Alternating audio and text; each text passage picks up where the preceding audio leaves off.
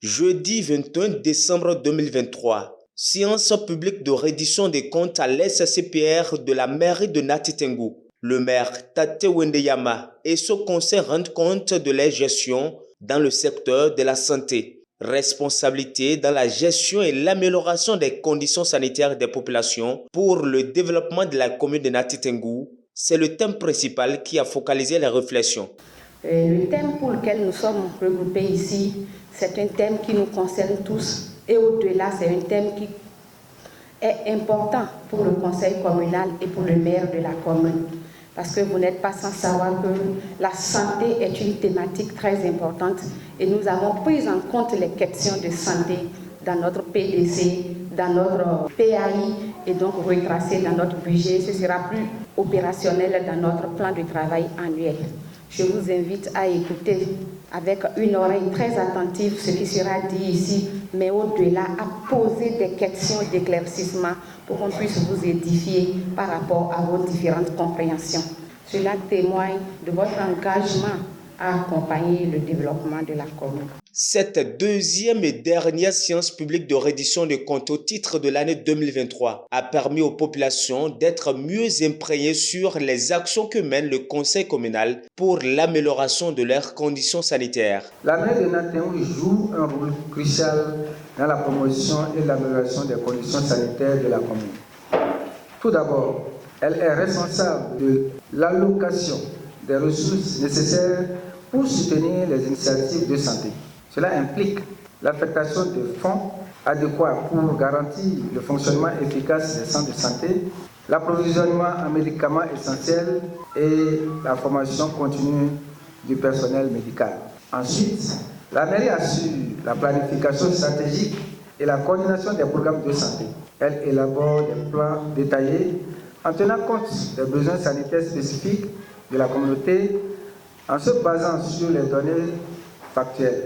La coordination entre les différents acteurs impliqués dans le domaine de la santé est également de sa responsabilité, favorisant ainsi une approche intégrée et collaborative pour relever les défis sanitaires de la commune.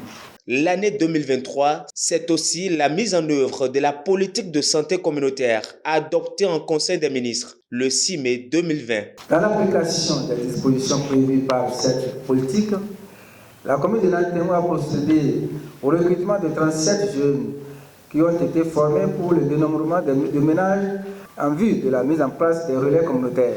Également, dans la même lancée, le ministère de la Santé est en procédure de recrutement de 416 agents de santé communautaire qualifiés pour appuyer le travail des relais communautaires.